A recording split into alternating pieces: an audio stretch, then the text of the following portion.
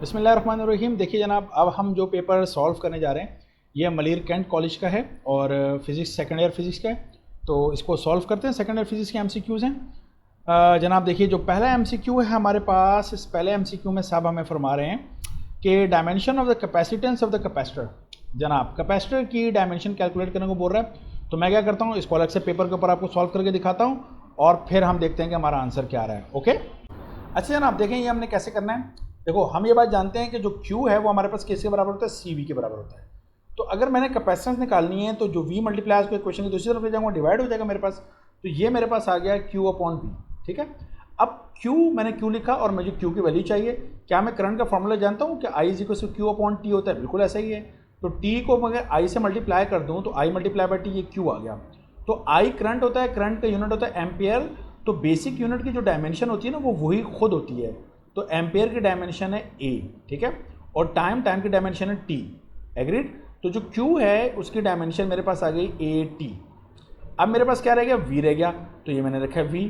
अच्छा, अब देखो मैं V की डायमेंशन कैसे निकाल रहा हूँ, ज़रा थोड़ा इसको नीचे करके दिखाता हूँ आपको।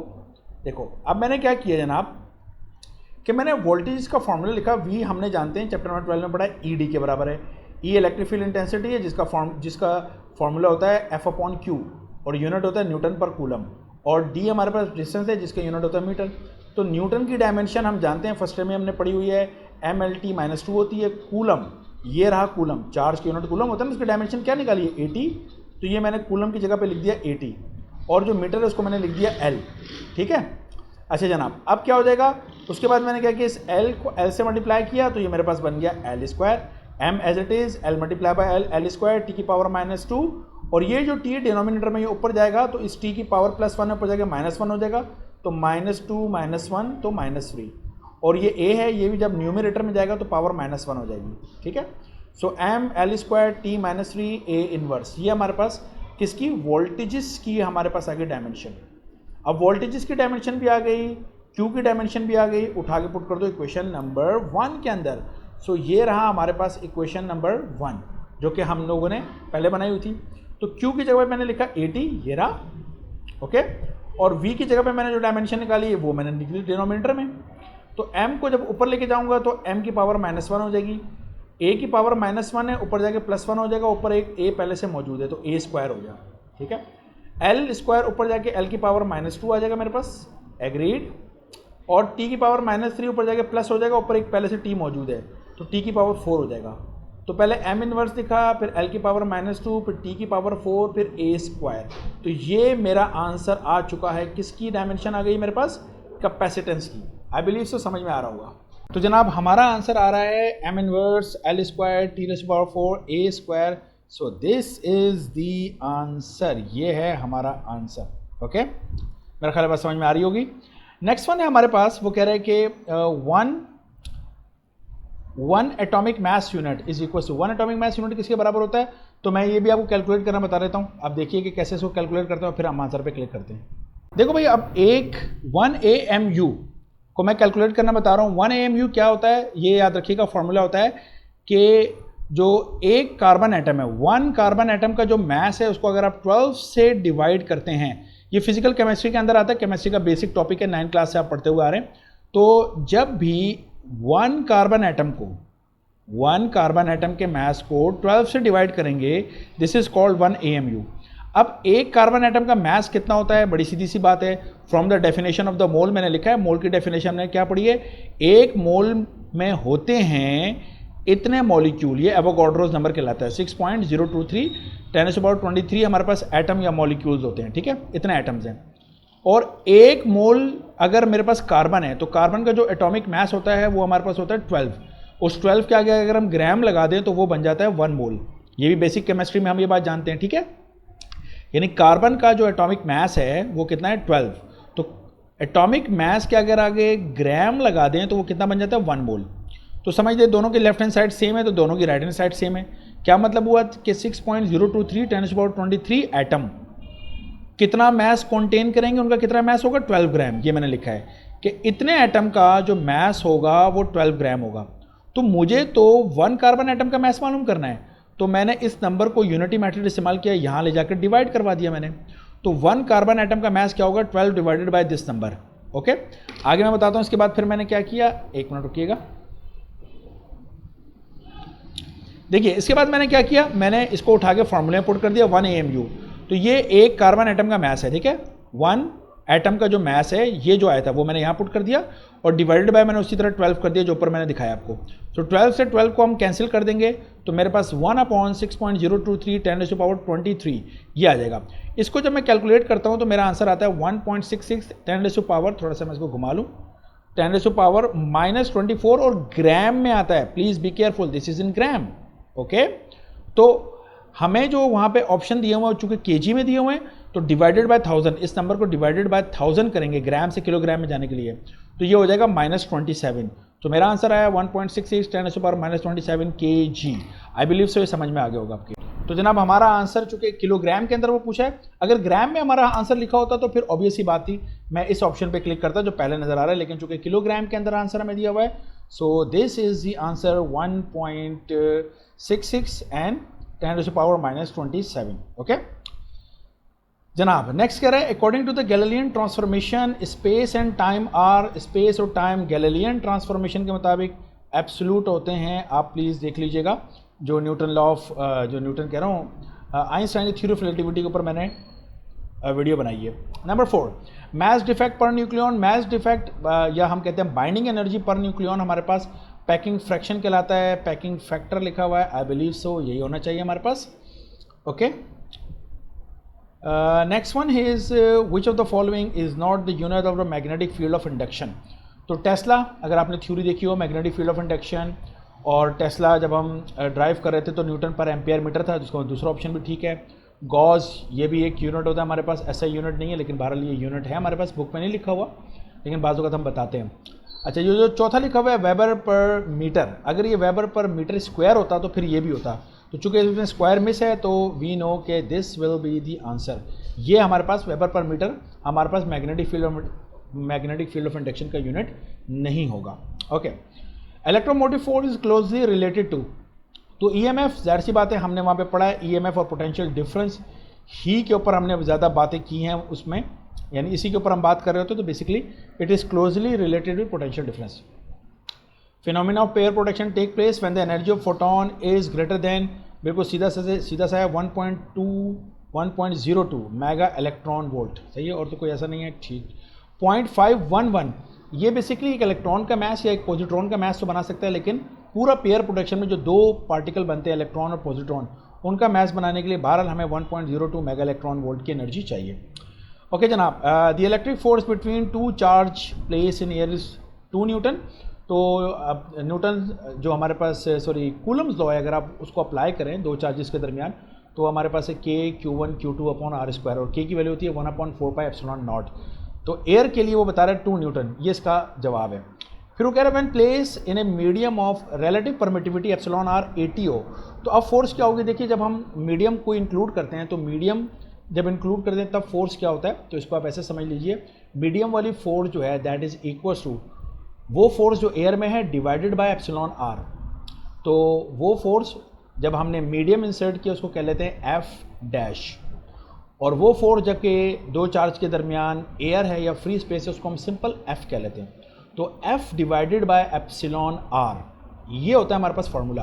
तो एयर वाली यानी F उसने दी हुई है 2 और εr दिए 80, तो 2 डिवाइडेड बाय 80, तो 2 को आप 80 से डिवाइड कर लीजिए। सो मैं कैलकुलेटर के ज़रिए इसको कर लेता हूँ ताकि लेट्स सी के हमारे पास आंसर क्या आता है, फिर हम उसको जवाब को लिख लेंगे।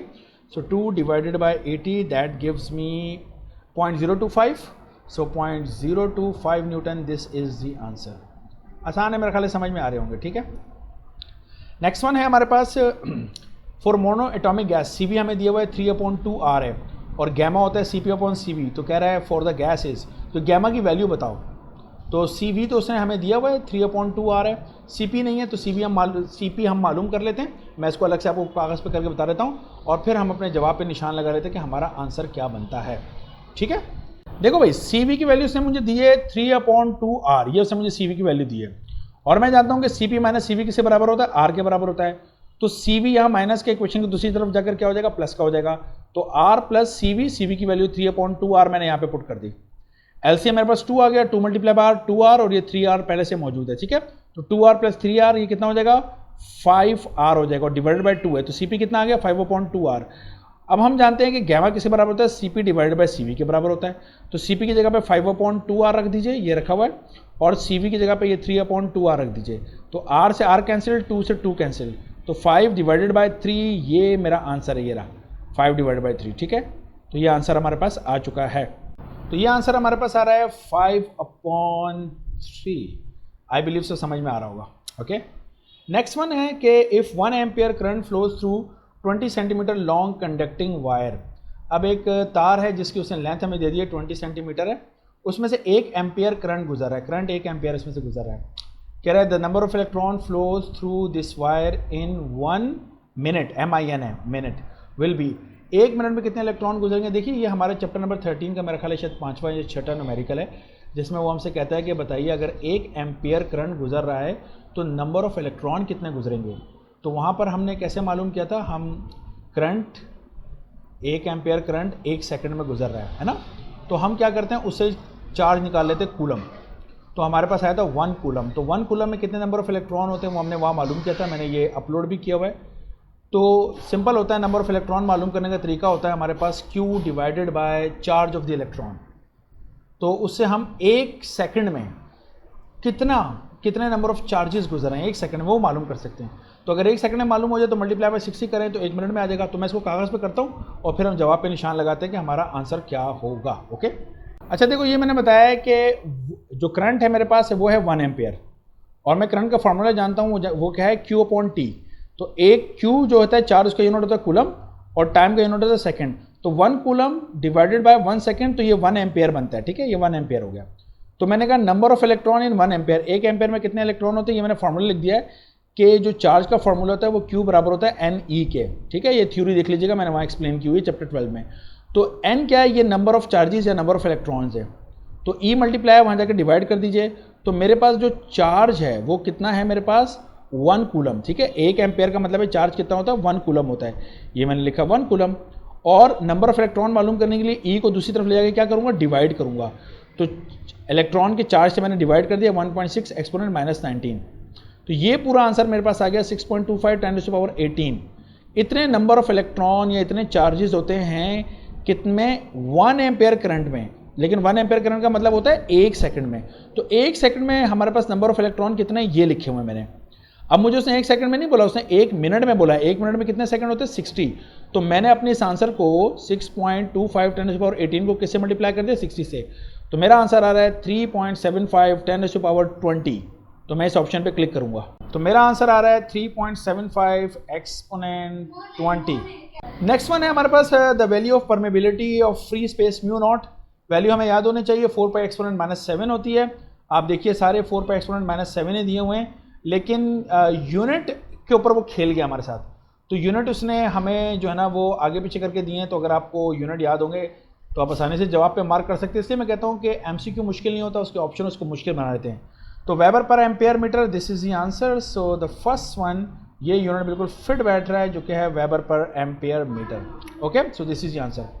Eight STP the number of molecule in a cubic metre of gas. Number of molecule या नंबर ऑफ पार्टिकल कितने होते हैं हमारे पास 1 क्यूबिक मीटर में। ये हमारे पास जो पॉस्टुलेट हैं हमारे पास किसके, जो जनरल गैस इक्वेशन को ड्राइव करने के लिए हम काइनेटिक मॉलिक्यूलर थ्योरी पढ़ाते हैं। तो काइनेटिक मॉलिक्यूलर थ्योरी के पॉस्टुलेट में बात हमने आपको बताई है। सो मैं 1 मिनट ज़रा इसको चेंज करूँ थोड़ा सा। हम जानते हैं कि हमारी बुक के अंदर लिखा हुआ है एक जो क्यूबिक मीटर है उसमें नंबर ऑफ मॉलिक्यूल STP के अंदर हमारे पास होते हैं 3 × 10⁻25। So this is the option, direct रटा है हमारे पास। Next one is the scientist who studies the wavelength of पता नहीं कौन सी line of hydrogen spectrum in visible region. पहले भी वीडियोज में बता चुका हूँ, Balmer for the visible region होता है, डायरेक्ट रट्टा लगा लें, okay. Mutual induction has a practical role. Mutual induction हम किस में यूज़ करते हैं, ट्रांसफार्मर में, सीधी सी बात है। तो अगर आपने थ्योरी पढ़ी होगी तो आप फ़ौरन से जवाब पर पहुँच जाएंगे। Next one, transistor was discovered by, किसने डिस्कवर्ड किया है। ऐसे क्वेश्चन नहीं पूछने चाहिए एग्जाम में। क्या हमारी किताब में लिखा हुआ है, हमारी किताब में भी नहीं लिखा हुआ।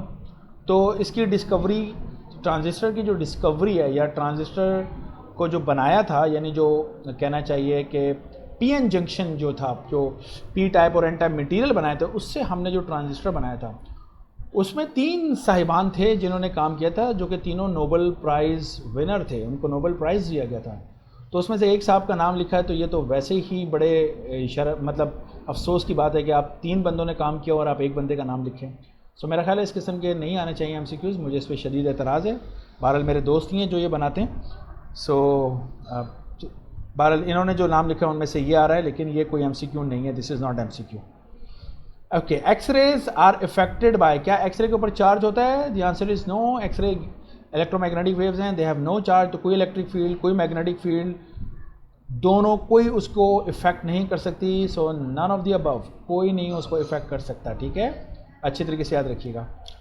Wilson cloud chamber is based on the principle that super saturated vapour condense more readily on, super जो सैचुरेटेड वेपर है वो किस पे कंडेंस होते हैं? डस्ट पार्टिकल, आइंस पे। मेरा ख्याल है आइंस ओनली डस्ट पार्टिकल पे भी होते हैं, बट आई बिलीव सो के फिलहाल मैं यहाँ पे आइंस ओनली लगा रहा हूँ अकॉर्डिंग टू अपने इंटरमीडिएट, लेकिन हो सकता है कोई ऑब्जेक्शन करे कि डस्ट पार्टिकल भी हो सकता है डस्ट पार्टिकल, क्योंकि हमारे इन्वायरमेंट के अंदर जब जो मिस्ट बनती है, जो ड्यू बनता है, वो because of the dust particle है। Okay, Maxwell drive mathematically the velocity of electromagnetic wave. अब देखिए थोड़ा सा मैक्सवेल का नाम ले लिया गया, हो सकता है बच्चा कंफ्यूज हो जाए। This is simple, speed of the light, ये क्वेश्चन है, स्पीड ऑफ लाइट क्या होती है वैक्यूम के अंदर, ठीक है।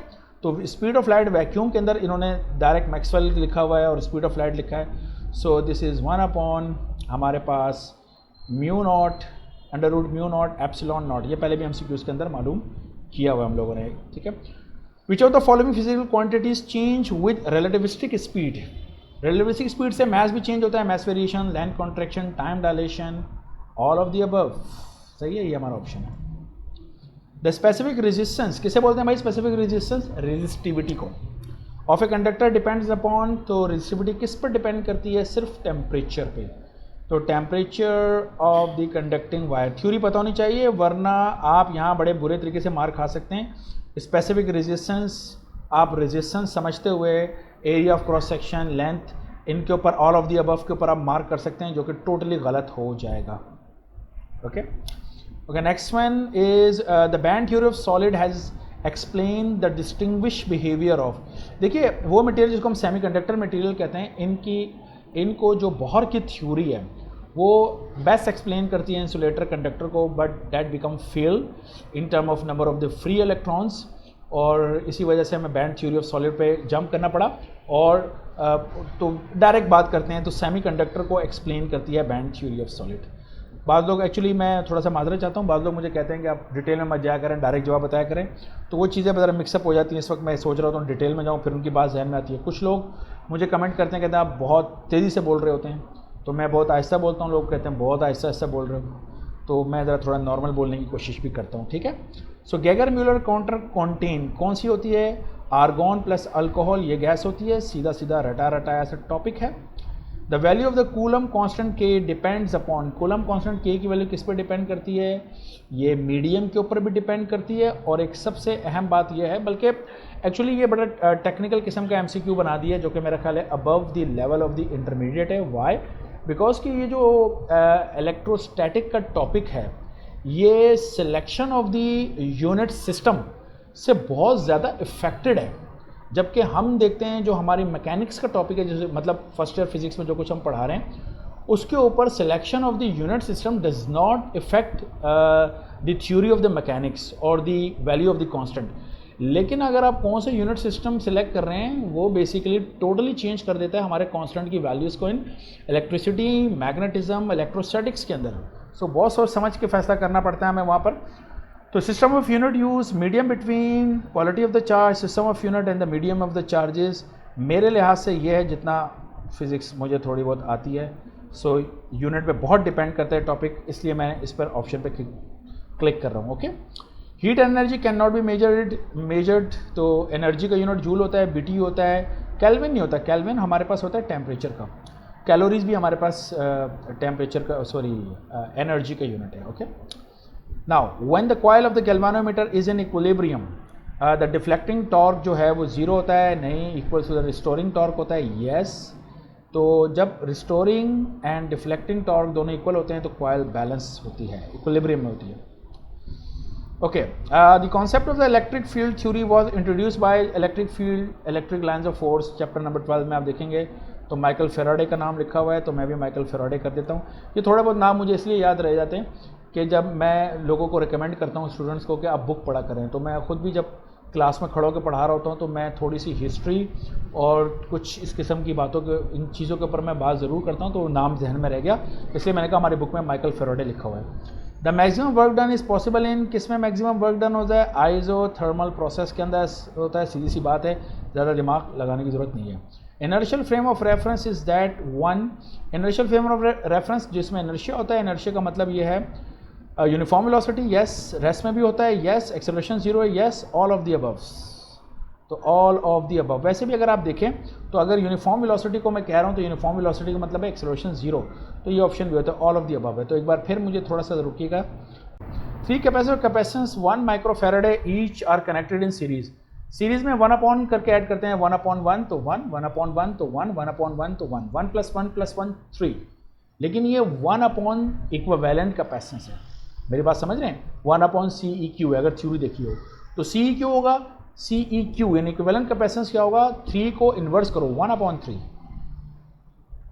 This is the answer, 1/3। Next, depletion region in the diode has both, भाई दोनों होते हैं, उसके पास इलेक्ट्रॉन होल्स दोनों मौजूद होते हैं। Okay, ammeter can only be use in, ammeter series में इस्तेमाल किया जाता है बस, और कोई बात नहीं है, पैरेलल में लगाने की गलती भी मत कीजिएगा। कोई कह रहा है पैरेलल में है, इसमें लिखा है बोथ अरेंजमेंट, जी नहीं, सिर्फ सीरीज में ammeter. Okay, volt meter parallel होता है। Which of the following particle moving in magnetic field can not be deflected, पहले भी मैंने एमसीक्यूज की वीडियोस के अंदर करवाया, कौन डिफ्लेक्ट नहीं होगा, जिस पर चार्ज नहीं है, चार्ज पार्टिकल डिफ्लेक्ट होते हैं। सो न्यूट्रॉन, पहले भी एमसीक्यू आ चुका है और कॉलेजेस में भी। विल्सन क्लाउड चैम्बर में बीटा पार्टिकल क्या होता है, तो ये प्लीज़ आपको रट्टा लगाना है, अल्फा बीटा और गैमा किस किस्म के ट्रैक्स देते हैं हमें विल्सन क्लाउड चैम्बर के अंदर। सो अल्फा के बारे में लिखा हुआ है कि थिक एंड कंटिन्यूस, बीटा के बारे में लिखा है थिन एंड ब्रोकन, तो थिन एंड कंटिन्यूस नहीं जनाब, थिन एंड डिसकंटिन्यूस, डिसकंटिन्यूस का मतलब है ब्रोकन, यस, तो थिन एंड ब्रोकन यानी थिन एंड डिसकंटिन्यूस। तो प्लीज़ ये थोड़ा सा रट्टा लगा लें कि किस में क्या है, तो इस किस्म के एमसीक्यूज़ के फ़ौरन आंसर कर देंगे। So that's it, this is the end of all the MCQs related to this college, जो कि हमारे पास मलिर कैंट कॉलेज का है। बहुत ही टेक्निकल किस्म के एमसीक्यूज़ बनाए थे, आई बिलीव सो कि इतने ज़्यादा टेक्निकल एमसीक्यूज़ एक अच्छी प्रैक्टिस हो सकती है बच्चे के, लेकिन एग्जाम में इतने ज़्यादा नहीं आएंगे, एग्जाम में इनमें 4-5 ही टेक्निकल आ सकते हैं, क्योंकि जो पेपर सेटर होता है जिसे मॉडरेटर कहते हैं वो बहुत कुछ सोच समझ के कर रहा होता है। कुछ लोग मुझे कहते हैं कि जनाब आप बाकी पेपर भी बता दिया करें, यार मैं पेपर कहाँ से शेयर करूँ, ये सेक्शन बी है, आप इसका जो है ना वो क्या कहते हैं स्क्रीनशॉट ले लीजिएगा, ये देखिए कोई न्यूमेरिकल वगैरह लिखे हुए हैं इसके अंदर, ठीक है। इसी तरीके से यहाँ पर है, ये लिखे हुए हैं सारे, और ये रहे, ये सारे इन्होंने क्वेश्चंस दिए हुए हैं, और मुझे इस तरफ जाना पड़ेगा, ये रहे, ठीक है, सेक्शन बी के क्वेश्चंस ये रहे, ठीक है। और इसी तरीके से ये गैल्वानोमीटर का है, मेरे ख्याल सब नज़र आ रहे होंगे, आप स्क्रीनशॉट्स इसके ले सकते हैं और इसको देख सकते हैं। फिर इसी तरह सेक्शन सी हमारे पास, this is a section C, Gauss's का दिया हुआ है, हाफ लाइफ का दिया हुआ है, फेराडे का दिया हुआ है, फेराडे के लॉज दिए हुए हैं, हमारे पास कॉम्पटन दिया हुआ है, काइनेटिक मॉलिक्यूलर थ्योरी का क्वेश्चन दिया हुआ है, व्हीटस्टोन ब्रिज का दिया है, बोर थ्योरी से रेडियस दिया हुआ है, एम्पियर लॉ का दिया हुआ है सोलिनॉइड के लिए, ठीक है, और moving coil galvanometer. That's it, thank you so much. If you feel you have any query, you have any confusion, or you have to ask any question, you can comment me, inshallah I will give you the answer. If you like this video, please share with your friends। और जैसा कि मेरा छोटा बेटा अगर मेरे पास होता तो वो हमेशा मुझे बोलता है कि ये लोग ऐसे सब्सक्राइब नहीं करेंगे, आपको बोलना होगा, तो subscribe the channel. Thank you so much, अल्लाह हाफिज़।